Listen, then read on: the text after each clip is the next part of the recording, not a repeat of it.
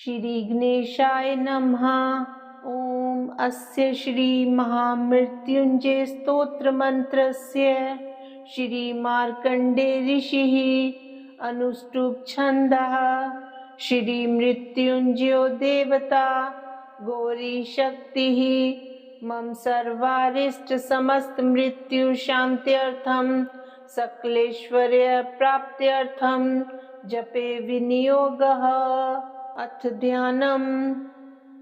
चंदार्काग्निविलोचनं स्मितमुखं पद्मद्व्यान्तस्थितं मुद्रापाशमृगाक्षशस्त्रविलसत् पाणिं हिमांशुप्रभं कोटीन्दुप्रगलत्सुधापलुत्तमुं हाराधिभूषोज्ज्वलं कान्तं विश्वविमोहनं पशुपतिं मृत्युंजयं भावयेत्।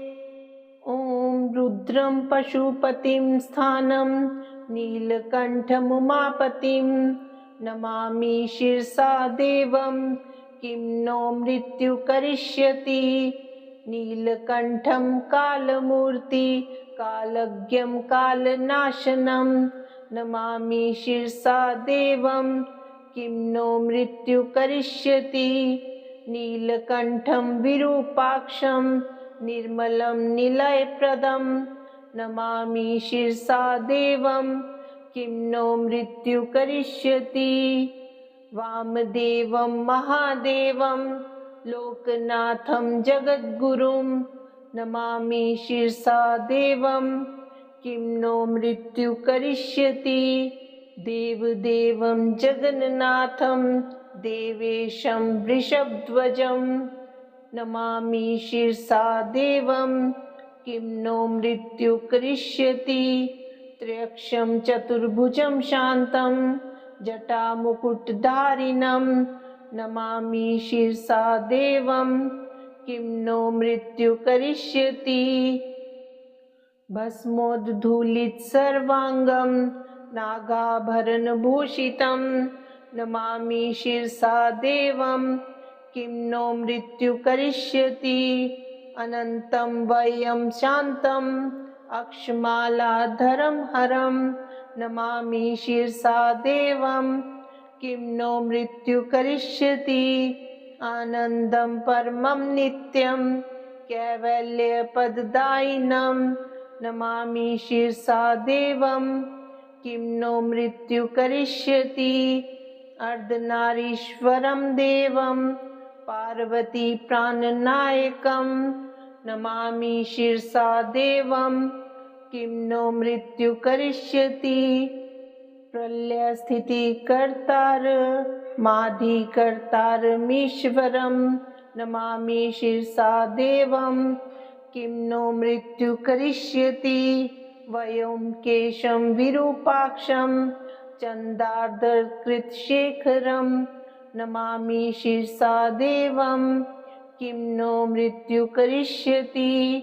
गंगाधरं शशिधरं शंकरं शूलपाणिनं नमामि शिरसा देवं किं नो मृत्यु करिष्यति।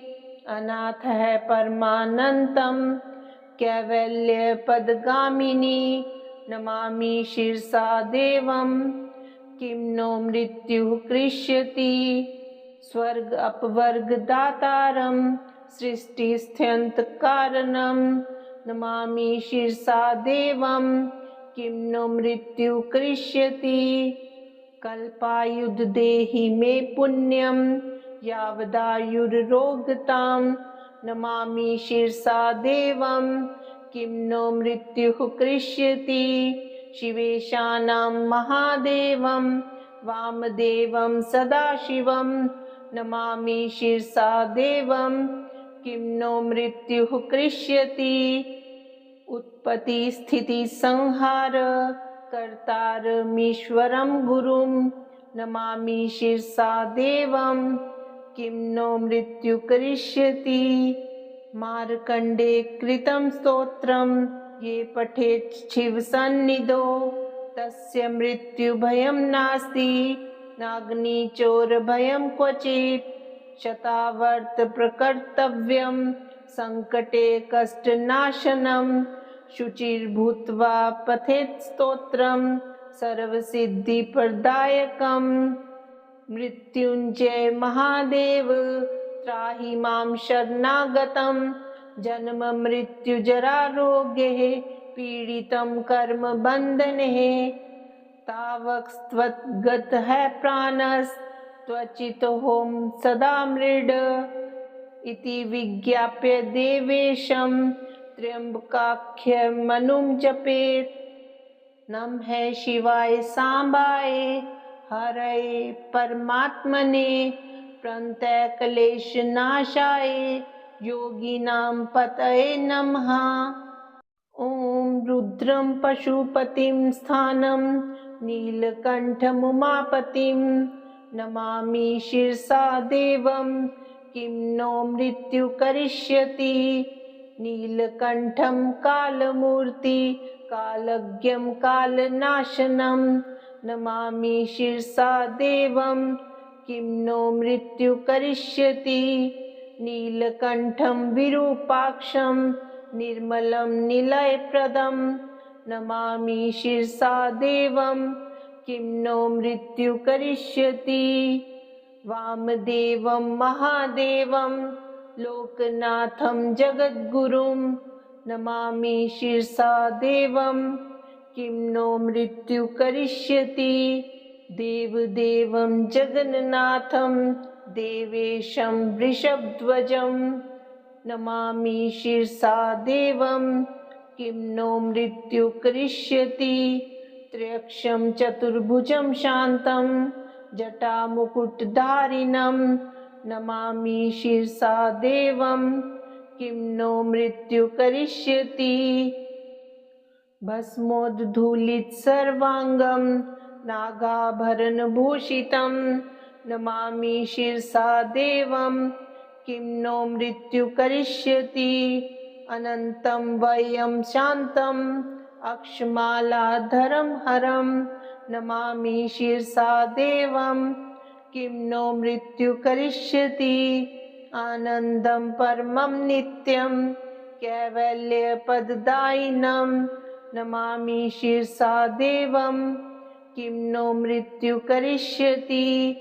अर्धनारीश्वरं देवं पार्वती प्राणनायकं नमामि शिरसा देवं किं नो मृत्यु करिष्यति। प्रलयस्थितिकर्तार माधिकर्तारमीश्वरं नमामि शिरसा देवं किं नो मृत्यु करिष्यति। व्योमकेशं विरूपाक्षं चन्दार्धकृतशेखरं नमामि शिरसा देवं किं नो मृत्यु करिष्यति। गंगाधरं शशिधरं शंकरं शूलपाणिनं नमामि शिरसा देवं किं नो मृत्यु करिष्यति।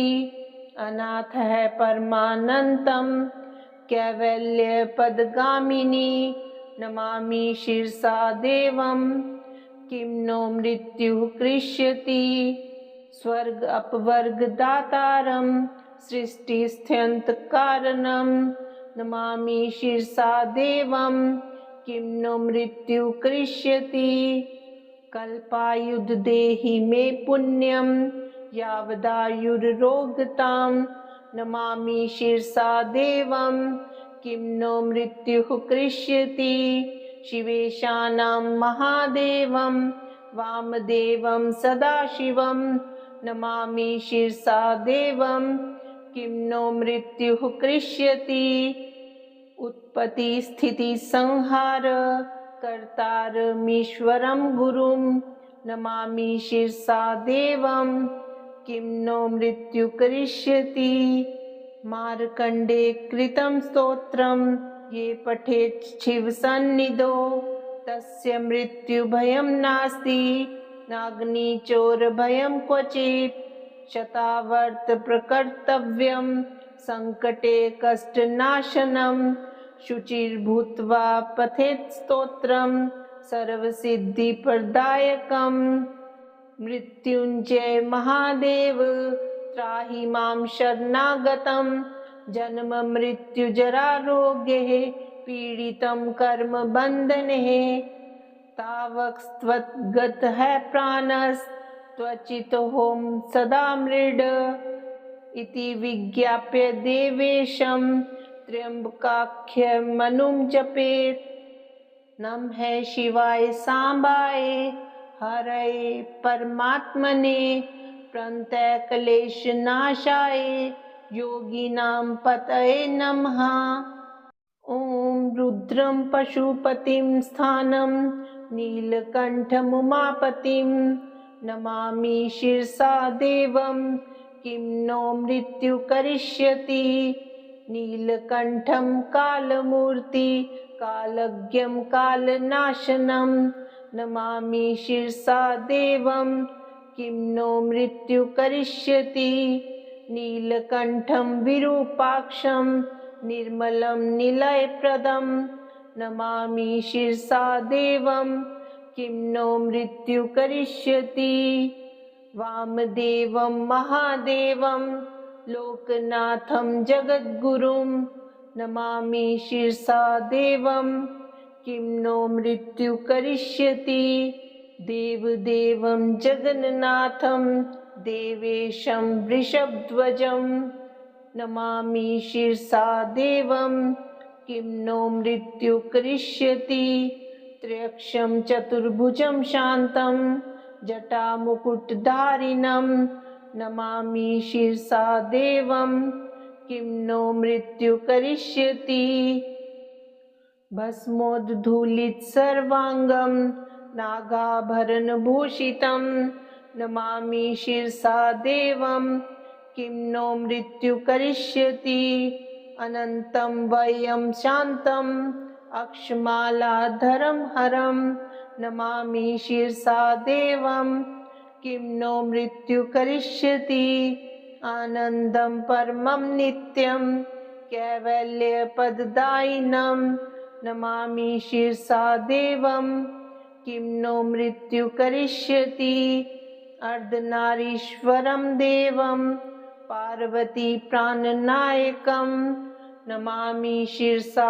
देवं किं नो मृत्यु करिष्यति प्रलयस्थितिकर्तार माधिकर्तारमीश्वरं नमामि शिरसा देवं किं नो मृत्यु करिष्यति व्योमकेशं विरूपाक्षं चन्दार्धकृतशेखरं नमामि शिरसा देवं किं नो मृत्यु करिष्यति गंगाधरं शशिधरं शंकरं शूलपाणिनं नमामि शिरसा देवं किं नो मृत्यु करिष्यति अनाथः परमानन्तं कैवल्यपदगामिनी नमामि शिरसा देवं किं नो मृत्यु करिष्यति स्वर्ग अपवर्ग दातारं सृष्टिस्थित्यन्तकारणं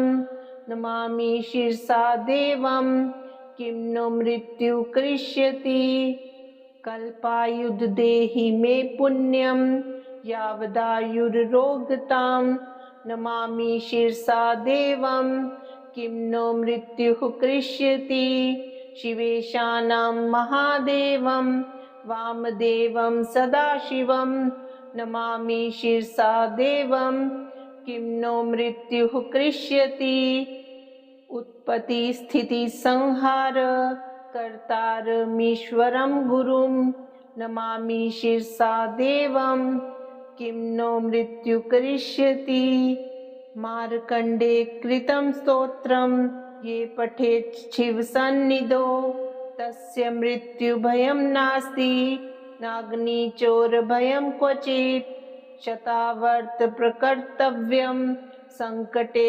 कष्टनाशनं शुचिर्भूत्वा पठेत् स्तोत्रं सर्वसिद्धिप्रदायकं मृत्युञ्जय महादेव त्राहि मां शरणागतं जन्म मृत्यु जरा रोगैः पीडितं कर्म बन्धनैः तावक्स्त्वद्गतः प्राणस् त्वचितोऽहं सदा मृड इति विज्ञाप्य देवेशं त्र्यम्बकाख्यमनुं जपेत्। नमः शिवाय सांबाय हरये परमात्मने प्रणतक्लेशनाशाय योगिनां पतये नमः। ॐ रुद्रं पशुपतिं स्थानं नीलकण्ठमुमापतिं नमामि शिरसा देवं किं नो मृत्यु करिष्यति। नीलकण्ठं कालमूर्ति कालज्ञं कालनाशनं नमामि शिरसा देवं किं नो मृत्यु करिष्यति। नीलकण्ठं विरूपाक्षं निर्मलं निलयप्रदं नमामि शिरसा देवं किं नो मृत्यु करिष्यति। वामदेवं महादेवं लोकनाथं जगद्गुरुं नमामि शिरसा देवं किं नो मृत्यु करिष्यति। देवदेवं जगन्नाथं देवेशं वृषभध्वजं नमामि शिरसा देवं किं नो मृत्यु करिष्यति। त्र्यक्षं चतुर्भुजं शान्तं जटामुकुटधारिणं नमामि शिरसा देवं किं नो मृत्यु करिष्यति। भस्मोद्धूलितसर्वाङ्गं नागाभरणभूषितं नमामि शिरसा देवं किं नो मृत्यु करिष्यति। अनन्तं वयं शान्तम् अक्षमालाधरं हरं नमामि शिरसा देवं किं नो मृत्यु करिष्यति। आनन्दं परमं नित्यं कैवल्यपददायिनं नमामि शिरसा देवं किं नो मृत्यु करिष्यति। अर्धनारीश्वरं देवं पार्वती प्राणनायकं नमामि शिरसा देवं किं नो मृत्यु करिष्यति। प्रलयस्थितिकर्तार माधिकर्तारमीश्वरं नमामि शिरसा देवं किं नो मृत्यु करिष्यति। व्योमकेशं विरूपाक्षं चन्दार्धकृतशेखरं नमामि शिरसा देवं किं नो मृत्यु करिष्यति। गंगाधरं शशिधरं शंकरं शूलपाणिनं नमामि शिरसा देवं किं नो मृत्यु करिष्यति। अनाथः परमानन्तं कैवल्यपदगामिनी नमामि शिरसा देवं किं नो मृत्यु करिष्यति। स्वर्ग अपवर्ग दातारं सृष्टिस्थित्यन्तकारणं नमामि शिरसा देवं किं नो मृत्यु करिष्यति।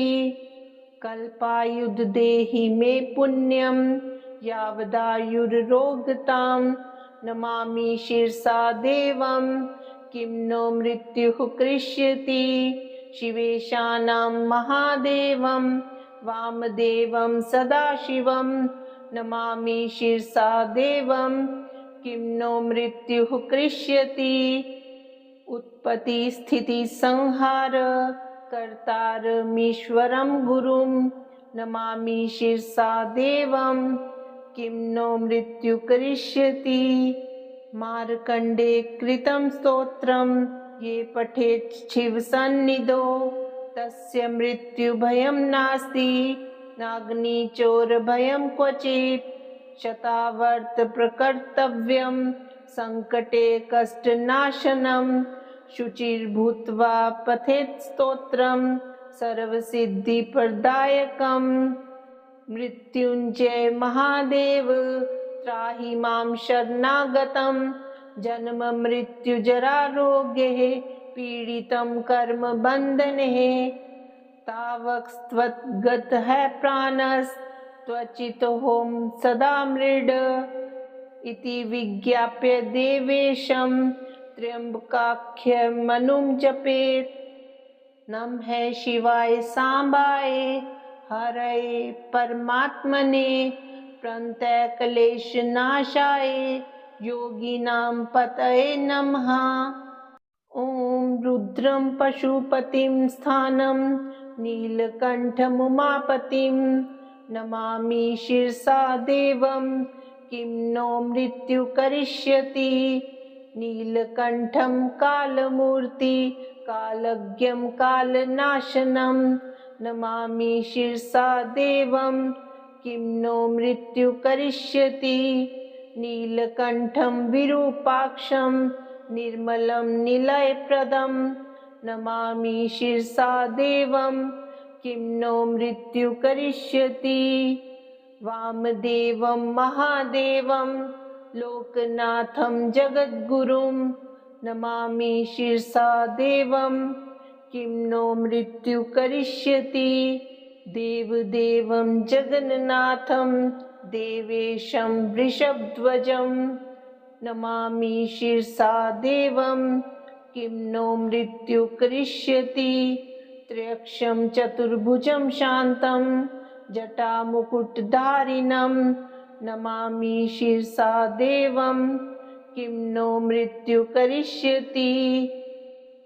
भस्मोद्धूलितसर्वाङ्गं नागाभरणभूषितं नमामि शिरसा देवं किं नो मृत्यु करिष्यति। अनन्तं वयं शान्तम् अक्षमालाधरं हरं नमामि शिरसा देवं किं नो मृत्यु करिष्यति। आनन्दं परमं नित्यं कैवल्यपददायिनं नमामि शिरसा देवं किं नो मृत्यु करिष्यति। अर्धनारीश्वरं देवं पार्वती प्राणनायकं नमामि शिरसा देवं किं नो मृत्यु करिष्यति। प्रलयस्थितिकर्तार माधिकर्तारमीश्वरं नमामि शिरसा देवं किं नो मृत्यु करिष्यति।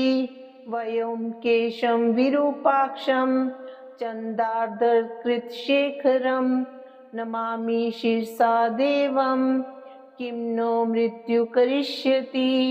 गंगाधरं शशिधरं शंकरं शूलपाणिनं नमामि शिरसा देवं किं नो मृत्यु करिष्यति। अनाथः परमानन्तं कैवल्यपदगामिनी नमामि शिरसा देवं किं नो मृत्यु करिष्यति। स्वर्ग अपवर्ग दातारं सृष्टिस्थित्यन्तकारणं नमामि शिरसा देवं किं नो मृत्यु करिष्यति। कल्पायुध देहि मे पुण्यं यावदायुर्रोगतां नमामि शिरसा देवं किं नो मृत्यु करिष्यति। शिवेशानां महादेवं वामदेवं सदाशिवं नमामि शिरसा देवं किं नो मृत्यु करिष्यति। उत्पत्ति स्थिति संहार कर्तारमीश्वरं गुरुं नमामि शिरसा देवं किं नो मृत्यु करिष्यति। मार्कण्डे कृतं स्तोत्रं ये पठेत् शिवसन्निधौ तस्य मृत्युभयं नास्ति नाग्निचोरभयं क्वचित्। शतावर्त प्रकर्तव्यं संकटे कष्टनाशनं शुचिर्भूत्वा पठेत् स्तोत्रं सर्वसिद्धिप्रदायकं। मृत्युञ्जय महादेव त्राहि मां शरणागतं जन्म मृत्यु जरारोग्ये पीडितं कर्म बन्धने। तावत्त्वद्गतः प्राणस्त्वचितोऽहं सदा मृड इति विज्ञाप्य देवेशं त्र्यम्बकाख्यमनुं जपेत्। नमः शिवाय सांबाय हरये परमात्मने प्रणतक्लेशनाशाय योगिनां पतये नमः। ॐ रुद्रं पशुपतिं स्थानं नीलकण्ठमुमापतिं नमामि शिरसा देवं किं नो मृत्यु करिष्यति नीलकण्ठं कालमूर्ति कालज्ञं कालनाशनं नमामि शिरसा देवं किं नो मृत्यु करिष्यति नीलकण्ठं विरूपाक्षं निर्मलं निलयप्रदं नमामि शिरसा देवं किं नो मृत्यु करिष्यति वामदेवं महादेवं लोकनाथं जगद्गुरुं नमामि शिरसा देवं किं नो मृत्यु करिष्यति देवदेवं जगन्नाथं देवेशं वृषभध्वजं नमामि शिरसा देवं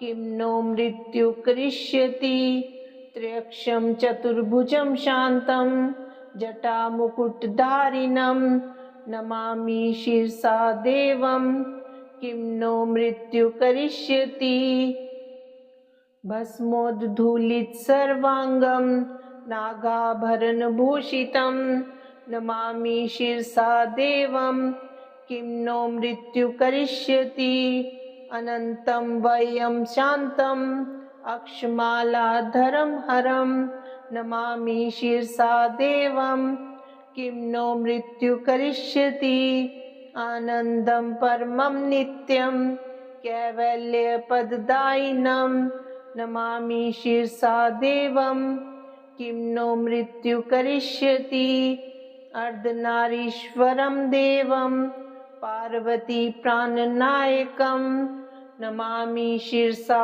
देवं किं नो मृत्यु करिष्यति प्रलयस्थितिकर्तारमाधिकर्तारमीश्वरं नमामि शिरसा देवं किं नो मृत्यु करिष्यति व्योमकेशं विरूपाक्षं चन्दार्धकृतशेखरं नमामि शिरसा देवं किं नो मृत्यु करिष्यति गंगाधरं शशिधरं शंकरं शूलपाणिनं नमामि शिरसा देवं किं नो मृत्यु करिष्यति अनाथः परमानन्तं कैवल्यपदगामिनी नमामि शिरसा देवं किं नो मृत्यु करिष्यति स्वर्ग अपवर्ग दातारं सृष्टिस्थित्यन्तकारणं नमामि शिरसा देवं किं नो मृत्यु करिष्यति कल्पायुध देहि मे पुण्यं यावदायुर्रोगतां नमामि शिरसा देवं किं नो मृत्यु करिष्यति शिवेशानां महादेवं वामदेवं सदाशिवं नमामि शिरसा देवं किं नो मृत्यु करिष्यति उत्पत्ति स्थिति संहार कर्तारमीश्वरं गुरुं नमामि शिरसा देवं किं नो मृत्यु करिष्यति मार्कण्डे कृतं स्तोत्रं ये पठेत् शिवसन्निधौ तस्य मृत्युभयं नास्ति नाग्निचोरभयं क्वचित् शतावर्त प्रकर्तव्यं संकटे कष्टनाशनं शुचिर्भूत्वा पठेत् स्तोत्रं सर्वसिद्धिप्रदायकं मृत्युञ्जय महादेव त्राहि मां शरणागतं जन्म मृत्यु जरारोग्ये पीडितं कर्म बन्धने तावक्स्त्वद्गतः प्राणस्त्वचितोऽहं सदा मृड इति विज्ञाप्य देवेशं त्र्यम्बकाख्यमनुं जपेत् नमः शिवाय सांबाय हरये परमात्मने प्रणतक्लेशनाशाय योगिनां पतये नमः। ॐ रुद्रं पशुपतिं स्थानं नीलकण्ठमुमापतिं नमामि शिरसा देवं किं नो मृत्यु करिष्यति नीलकण्ठं कालमूर्ति कालज्ञं कालनाशनं नमामि शिरसा देवं किं नो मृत्यु करिष्यति नीलकण्ठं विरूपाक्षं निर्मलं निलयप्रदं नमामि शिरसा देवं किं नो मृत्यु करिष्यति वामदेवं महादेवं लोकनाथं जगद्गुरुं नमामि शिरसा देवं किं नो मृत्यु करिष्यति देवदेवं जगन्नाथं देवेशं वृषभध्वजं नमामि शिरसा देवं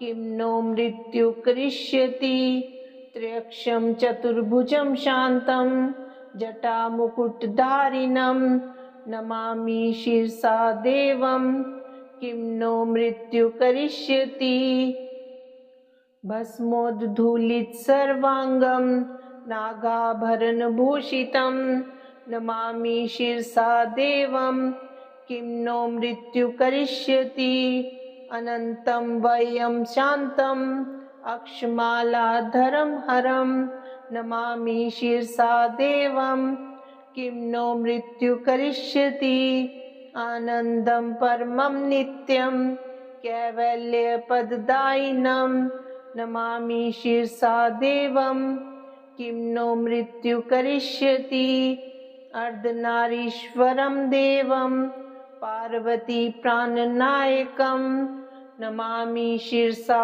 देवं किं नो मृत्यु करिष्यति प्रलयस्थितिकर्तार माधिकर्तारमीश्वरं नमामि शिरसा देवं किं नो मृत्यु करिष्यति वयोमकेशं विरूपाक्षं चन्दार्धकृतशेखरं नमामि शिरसा देवं किं नो मृत्यु करिष्यति गंगाधरं शशिधरं शंकरं शूलपाणिनं नमामि शिरसा देवं किं नो मृत्यु करिष्यति अनाथः परमानन्तं कैवल्यपदगामिनी नमामि शिरसा देवं किं नो मृत्यु करिष्यति स्वर्ग अपवर्ग दातारं सृष्टिस्थित्यन्तकारणं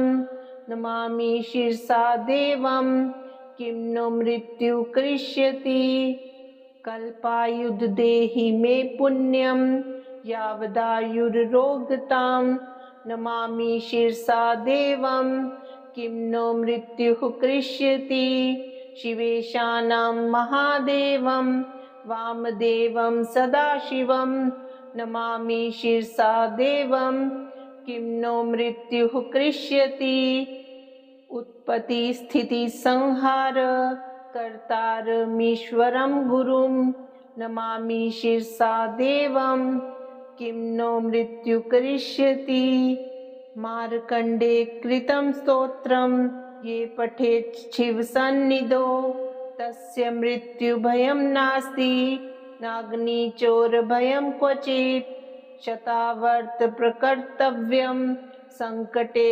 कष्टनाशनं शुचिर्भूत्वा पठेत् स्तोत्रं सर्वसिद्धिप्रदायकं मृत्युञ्जय महादेव त्राहि मां शरणागतं जन्म मृत्यु जरारोग्ये पीडितं कर्म बन्धने तावक्स्त्वद्गतः प्राणस्त्वचितोऽहं सदा मृड इति विज्ञाप्य देवेशं त्र्यम्बकाख्यमनुं जपेत् नमः शिवाय सांबाय हरये परमात्मने प्रणतक्लेशनाशाय योगिनां पतये नमः।